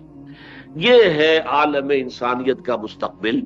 اس میں جیسا کہ میں نے عرض کیا، ابتدائی باتیں قرآن مجید کے فکر کی ہیں، لیکن باقی تفصیلات کا رنگ جو اس میں ہے یہ احادیث نبویہ کے حوالے سے، اور مجھے رحم آتا ہے، واقعتاً ہمدردی محسوس کرتا ہوں میں ان لوگوں پر، ان لوگوں کے ساتھ کہ جو احادیث کی بے وقتی کرتے ہیں، ان کی طرف متوجہ نہیں ہوتے، ان پر اعتماد نہیں کرتے۔ احادیث صحیح مسلم کی روایت ہو، حضور نے فرمایا اللہ تعالیٰ نے کل روح عرضی کو میرے لیے لپیٹ دیا، تو میں نے سارے مشرق دیکھ لیے، سارے مغرب دیکھ لیے، اور سن رکھو میری امت کی حکومت ان تمام علاقوں پر قائم ہو کر رہے گی جو اللہ تعالیٰ نے مجھے زمین کو لپیٹ کر یا سکیڑ کر دکھا دیے۔ تو ہے کسی صاحب ایمان کے لیے شک و شبے کی گنجائش؟ وہ تو ہونا ہی ہونا ہے، لازماً ہونا۔ البتہ اس سے پہلے کے واقعات میں نے تدریجاً آپ کے سامنے بیان کر دیے۔ اب آئیے چوتھا رخ ہے میری فکر کا، پاکستان۔ دیکھیے اس پر میری پوری کتاب موجود ہے، استحکام پاکستان، پھر استحکام پاکستان اور مسئلہ سندھ، اسلام اور پاکستان۔ میں بہت ہی اختصار سے صرف قرآنی اعتبار سے جو میرا فکر ہے وہ بیان کروں۔ پہلی بات یہ ہے کہ میرے نزدیک پاکستان کا قیام ایک معجزہ تھا۔ یہ کوئی کسی حساب کتاب میں آنے والی بات نہیں۔ کانگریس جیسی عظیم جماعت، گاندھی جیسا عظیم لیڈر، پھر یہ کہ انہیں مسلمانوں میں سے جمعیت علماء ہند، مولانا مدنی، مولانا ابوالکلام آزاد، ان کی تائید، پنجاب میں مجلس احرار اسلام جیسے یوں سمجھیے کہ انتہائی آتش بیاں مقررین، ان کی تائید، سرحد میں خدائی خدمتگار جیسی عوامی جماعت کی تائید، اور گاندھی کا یہ کہنا کہ میری لاش پر ہی پاکستان بنے گا، پھر بھی بن گیا۔ کیسے بن گیا؟ حالانکہ ایک ساتھ قائد اعظم جو منظور کر لیا تھا کیبنٹ مشن پلان، اس میں گویا کہ 10 سال تک کے لیے وہ ایک آزاد ملک کے مطالبے سے دستبردار ہو چکے تھے سن 46 میں۔ اللہ نے کہا نہیں، پورا ملک لو اور آزاد لو، ابھی لو۔ کیوں؟ قرآن مجید میں سورہ انفال کی آیت نمبر 26 ہے، میں نے بارہا بیان کی ہے، وَاذْكُرُوا إِذْ أَنْتُمْ قَلِيلٌ مُسْتَضْعَفُونَ فِي الْأَرْضِ تَخَافُونَ أَنْ يَتَخَطَّفَكُمُ النَّاسُ فَآوَاكُمْ وَأَيَّدَكُمْ بِنَصْرِهِ وَرَزَقَكُمْ مِنَ الطَّيِّبَاتِ لَعَلَّكُمْ تَشْكُرُونَ۔ یاد کرو جب تم زمین میں قلیل تھے، اقلیت میں تھے، اور تمہیں دبایا ہوا تھا اکثریت نے، مستضعفون تھے تم، اور تمہیں اندیشہ تھا کہ دشمن تمہیں اچک لے جائے گا، اگر ہندوستان آزاد ہو گیا ایک وحدت کی حیثیت سے ایکسپلائٹ کرے گا تمہیں بری طرح۔ اللہ نے تمہیں پناہ دی، اللہ نے تمہاری مدد کی اپنی نصرت خصوصی کے ساتھ، اور اللہ تعالیٰ نے تمہیں رزق سے نوازا، بہترین رزق دیا۔ یہ اللہ کا یہ خاص فرمان کیوں ہوا؟ اس کو آپ دیکھیے سورہ اعراف کی آیت نمبر 129 میں حضرت موسیٰ کا قول آیا بنی اسرائیل سے خطاب کر کے، عسیٰ ربکم ان یہلک عدوکم ویستخلفکم فی الارض فینظر کیف تعملون۔ ان قریب تمہارا رب تمہارے دشمن کو ہلاک کر دے گا اور تمہیں زمین میں غلبہ عطا کرے گا، طاقت عطا کرے گا، سلطنت عطا کرے گا، پھر دیکھے گا تم کیا کرتے۔ ان دو آیات کے حوالے سے نوٹ کر لیجئے 27ویں شب رمضان مبارک پاکستان کا ورود ہوا ہے، نزول ہوا ہے، میں کہوں گا فیہا یفرق کل امر حکیم۔ اس لیلۃ القدر میں، اس لیلہ مبارکہ میں جس میں تمام بڑے بڑے معاملات طے ہوتے ہیں، ایشو ہو جاتے ہیں، اس میں یہ ملک نازل ہوا رمضان مبارک کی 27ویں شب اللہ تعالیٰ کے اس فیصلے کے تحت۔ لیکن ہوا کیا؟ ہم نے وعدہ کیا تھا اللہ ہمیں ہندو اور انگریز کی غلامی سے نجات دے، تیرے دین کا بول بالا کریں گے، تیرے نبی کا دین قائم کریں گے، پوری دنیا کے لیے ایک مثال قائم کر کے دکھا دیں گے۔ وہی جس کو میں کہہ رہا ہوں کہ پوری امت مسلمہ کی طرف سے ایک فرض کفایہ ادا کریں گے، پوری دنیا کے سامنے دکھائیں گے دیکھو یہ ہے اللہ کا دین، یہ اخوت و حریت و مساوات کے وہ اصول جو محمد نے سکھائے تھے صلی اللہ علیہ وسلم، یہ ہے وہ قانون جو اللہ کے رسول نے ہمیں دیا تھا، یہ ہے معاشرہ، آ کر دیکھ لو، یہ ہے سماجی جو برکات ہیں، آؤ اور دیکھو، یہ ہے امن اور سکون اور اطمینان۔ آج جا کر آپ افغانستان میں اس کا مشاہدہ کر دیجیے، جو امن و سکون وہاں ہے، حالانکہ بھوک ہے، بہت سے مسائل ہیں، بڑی پریشانیاں ہیں، سینکشن لگی ہوئی ہیں، طرح طرح کی دقتیں ہیں، لیکن امن و امان، سکون، جا کے دیکھ لی۔ اسی طرح سے ایک دنیا میں سائزیبل ملک، اور وہ جدید جو ضرورتیں ہیں اور جدید جو تصورات ہیں وہی جو دیے تھے محمد رسول اللہ نے، یاد نور مصطفیٰ اورا بہاشت، ان تمام کو ہائیسٹ لیول پر اس کے اندر شامل کر کے اور وہ نظام دین حق دکھا دیا جائے، اس لیے ہم نے پاکستان مانگا تھا اللہ سے۔ یہی قول ہے علامہ اقبال کا، یہی قول تھا قائد اعظم کا، لیکن ہم نے وعدہ خلافی کی اور وعدہ خلافی کی سزا ہمیں ملی۔ ایک سزا تو ملی، ملک دو لخت ہو گیا. اتنی بڑی شکست کا کلنک کا ٹیکا ہمارے ماتھے پر لگا. 93,000 ہمارے جو ہے قیدی ہندو کی قید میں گئے، بھیڑوں بکریوں کی طرح ٹرکوں میں لاد کے ان کو لے گئے کنسنٹریشن کیمپس کے اندر. تاریخ انسانی کی عظیم ترین ہزیمتوں میں سے ایک ہزیمت. سن 67 میں وہ ہوئی تھی عربوں کی اسرائیل کے ہاتھوں، اور سن 71 میں ہو گئی پاکستان کی ہندوؤں کے ہاتھوں، بھارت کے ہاتھوں.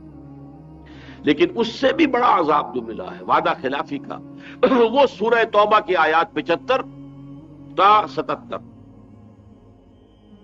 وَمِنْهُمْ مَنْ عَاهَدَ اللَّهَ، منافقین مدینہ کی ایک خاص قسم کا ذکر کیا. ان میں سے وہ لوگ بھی ہیں جنہوں نے اللہ سے عہد کیا تھا، لَئِنْ آتَانَا مِنْ فَضْلِهِ، اگر اللہ ہمیں اپنے فضل سے نواز دے گا، ہمیں غنی کر دے گا، دولت دے گا، لَنَصَّدَّقَنَّ وَلَنَكُونَنَّ مِنَ الصَّالِحِينَ، خوب صدقہ خیرات کریں گے اور نیک بن جائیں گے.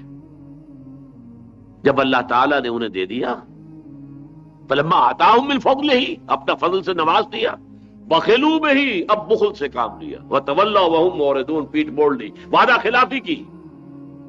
فَعَاقَبَهُمْ فِي نِفَاقًا فِي قُلُوبِهِمْ، تو اللہ تعالیٰ نے ان کے دلوں میں نفاق کا روگ پیدا کر دیا. وہ نفاق کا روگ ہے آج ہمارے سامنے. رات بھی میں عرض کر رہا تھا جو صبح سیمینار تھا، ہمارا دستور منافقت کا پلندہ نمبر 1. ہماری وہ قوم باہمی نفاق کا شکار ہو کر قومیتوں میں تقسیم اور تحلیل ہو گئی. ہمارا کردار، جس کو کہ حدیث میں کہا گیا آیت المنافق ثلاثن، یا ایک حدیث میں آیا کہ 4 چیزیں ہوتی ہیں کہ اگر کسی میں ہے تو وہ کٹر منافق ہے. جب بولے جھوٹ بولے، وعدہ کرے تو خلاف کرے، امین بنایا جائے خیانت کرے، اور کہیں اختلاف ہو جائے تو فوراً گالم گلوچ پر اور لڑنے مرنے پر اتر آئے. یہ 4 چیزیں جو ہیں یہ منافقت کی علامت ہے، کٹر منافق ہے. آج وہ ساری چیزیں ہمارے ہاں موجود ہیں، بلکہ عام طور پہ قاعدہ یہ ہے جو جتنا بڑا ہے اتنا ہی بڑا منافق، اتنا ہی بڑا جھوٹا، اتنا ہی بڑا وعدہ خلاف، اتنا ہی بڑا غبن کرنے والا. اب تو یہاں کروڑوں کے غبنوں کی بات ہوتی ہے. پہلے کبھی سنتے تھے ہزاروں روپے کا غبن ہو گیا تو جھرجھری آتی تھی کہ کتنی بڑی بات ہو گئی ہے. اب تو یہ کہ کروڑوں سے کم کی تو خبر ہی نہیں ہوتی. یہ ہے وہ عذاب الہی. اب پاکستان کی قسمت ہینگ کر رہی ہے. وہ کس طرح کی ہینگنگ ہے اسے سمجھ لیجئے، اس کا بھی نقشہ قرآن سے، کیونکہ میں یہ ساری باتیں قرآن کے حوالے سے کر رہا ہوں. یہ سورہ اعراف کی آیات ہے، اور عجیب بات ہے کہ یہ میں نے ابھی سورہ توبہ کی آیات آپ کو سنائی ہے. یہ آیات 75 تا 77 ہے، اور سورہ اعراف کی آیات 175 تا 177. مثال دی گئی ہے، ایک شخص ہوتا تھا بلعام بن باعورہ، بہت نیک، بڑا عابد، بہت زاہد، بہت بڑا عالم، صاحب کرامت، بزرگ. لیکن اس کے بعد وہ، یہ تورات کی روایات میں سے ہے کہ وہ کسی عورت کے چکر میں پھنس کر، اور وہ سارا تقوی، سارا علم، سارا تدین، ہر شے گئی. اس کی مثال قرآن مجید میں بیان کی گئی. وَاتْلُ عَلَيْهِمْ نَبَأَ الَّذِي آتَيْنَاهُ آيَاتِنَا، اے نبی ذرا انہیں اپنے ساتھیوں کو، اپنی امتیوں کو خبر سنا دیجیے اس شخص کی جسے ہم نے اپنی آیات عطا کی تھی. صاحب کرامت، جیسے رسولوں کے لیے آیات معجزے ہوتے ہیں، تو اولیاء اللہ کے لیے آیات کرامتیں ہوتی ہیں. صاحب کرامت کو، لیکن فَانْسَلَخَ مِنْهَا، وہ ان آیتوں کو چھوڑ کر نکل بھاگا. فَأَتْبَعَهُ الشَّيْطَانُ، اب شیطان اس کے پیچھے لگ گیا. فَكَانَ مِنَ الْغَاوِينَ، پھر وہ آخری حد کو پہنچ گیا گمراہی کے اور ضلالت کے. وَلَوْ شِئْنَا لَرَفَعْنَاهُ بِهَا، ہم چاہتے تو اسے اور بلندی عطا کرتے، ترفع عطا کرتے، اور اونچا مقام دیتے. وَلَكِنَّهُ أَخْلَدَ إِلَى الْأَرْضِ، مگر وہ تو زمین ہی کی طرف دھستا چلا گیا. وَاتَّبَعَ هَوَاهُ، اور اس نے اپنی خواہش نفس کی پیروی کی. فَمَثَلُهُ كَمَثَلِ الْكَلْبِ، اس کی مثال کتے کی سی ہے. إِن تَحْمِلْ عَلَيْهِ يَلْهَثْ أَوْ إِن تَتْرُكْهُ يَلْهَثْ، اگر اس پر کچھ بوجھ لا دو گے تب بھی وہ ہانپے گا، کچھ نہیں لا دو گے تب بھی ہانپے گا. ذَلِكَ مَثَلُ الْقَوْمِ الَّذِينَ كَذَّبُوا بِآيَاتِنَا، یہی مثال ہے اس قوم کی بھی جس نے کہ اللہ کی آیات کو جھٹلایا. یہ آیات پاکستان کے ضمن میں آپ کو سنا چکا ہوں. 400 برس سے مجددین کا ارتکاز اس صنم خانہ ہند میں، یہاں پر ملک بننا اسلام کے نام پر، معجزے کے طور پر، رمضان کی 27ویں شب کو، یہ اللہ کی آیات ہیں، یہ نشانیاں ہیں، ان کا تقاضا کچھ اور تھا، ہم اللہ کے دین کی طرف آگے بڑھتے، لو شئنا لرفعناہ بہا، اگر ہم چاہتے تو اسے اور بلندی عطا کرتے، واقعتاً ایک مثالی اسلامی حکومت دنیا کے سامنے آ جاتی، وہ پورا تقاضا، وہ فرض کفایہ پوری امت مسلمہ کی طرف سے ادا ہونے کا بندوبست ہو جاتا۔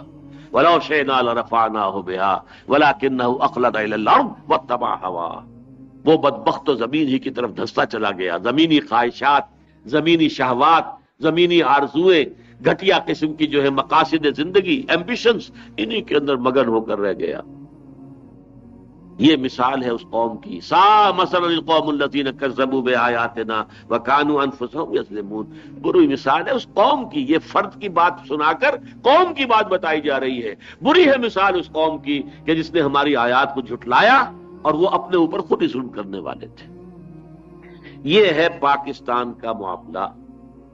اب یہ ہینگنگ ان دی بیلنس ہے اس کی، یا تو بلعام بن باورا کی مثال بن جائیں گے، رات بھی جو کہہ رہے تھے، جو حضرات موجود تھے رات کے سیمینار میں، تو فاروق لغاری صاحب جو کہہ رہے تھے کہ حالات جدھر جا رہے ہیں وہ تو خطرہ ہے کہ ہندوستان کی مکمل ڈومینیشن ہو جائے، اس کا امکان موجود، حالات ادھر جا رہے ہیں، لہذا کیا ہوگا اس وقت سمجھ لیجئے کہ وہ میں نے کہا ہے، جہاں تک تو عربوں کا معاملہ ہے ان پر تو وہ معاملہ گویا کہ تلا کھڑا ہوا ہے، کبھی وہ بھٹی بس پھٹنے والی ہے، آتش فشاں پھٹنے والے کی پھٹنے کی دیر ہے، کب پھٹے گی یہ میں نہیں کہہ سکتا، لیکن ان کے اوپر تو بہت سخت عذاب کی کیفیت آ رہی ہے۔ لیکن نمبر 2 جو ہے امت مسلمہ میں، باقی اس کے بعد بھی امت بڑی بڑی امت ہے، بنگلہ دیش میں ہے، ہندوستان میں 20 کروڑ مسلمان ہیں، ادھر انڈونیشیا میں ہے، ملائیشیا میں ہے، پھر یہ کہ آپ افریقہ کے مختلف ممالک میں، غیر عرب ممالک جو ہیں ان کے اندر مسلمان موجود ہیں، یہ سینٹرل ایشیا میں کیا پتا ہے کہ پھر وہی جاگ جائیں، اگر چاہیے کہ برین واشنگ ان کی ہوئی ہے، اور جو یوں سمجھیے کہ تقریباً 1 صدی کا جو کمیونسٹ رول وہاں رہا ہے اس نے ان کے ذہنوں کو کافی بدلا ہے، لیکن کیا پتا ہے ہمالیہ کے چشمے ابلنے لگے، کیا پتا سنکیانگ سے کوئی جو دعوت اٹھ کھڑی ہو، اللہ عالم، اللہ جانتا، ہم نہیں جانتے، لیکن یہ ہے کہ اس کا اندیشہ موجود ہے کہ یہ معاملہ جو ہے پاکستان کا، یہ اسی ہینگنگ ان دی بیلنس کے درجے میں ہے، یا تو ہم توبہ کریں اللہ کی جناب میں اور یہاں اسلامی نظام قائم کریں تو روح و ریحان و جنت و نعیم، تو ہم تو پوری امت مسلمہ کی طرف سے فرض کفایہ ادا کریں گے اور ہمارے اوپر اللہ کی تعالیٰ کی رحمتیں ہوں گی۔ حدیث میں آتا ہے کہ زمین اپنے خزانے اگل دے گی اور آسمان جو ہے اپنی رحمتوں کی بارش برسائے گا، وہ خلافت علی منہاج النبوہ کا نظام جب قائم ہوگا، اس کا نقطہ آغاز پاکستان اور افغانستان بن جائے، اللہ تعالیٰ کو اس کا اس نے پورا صورتحال پیدا کر دی ہے، اب بھی اگر ہم اس سے فائدہ نہ اٹھائیں تو مجرم ہم ہیں۔ بہرحال یہ جو چاروں زاویے تھے جیسا کہ میں نے عرض کیا، ایک نقطے پر آ کر مرکوز ہو گئے،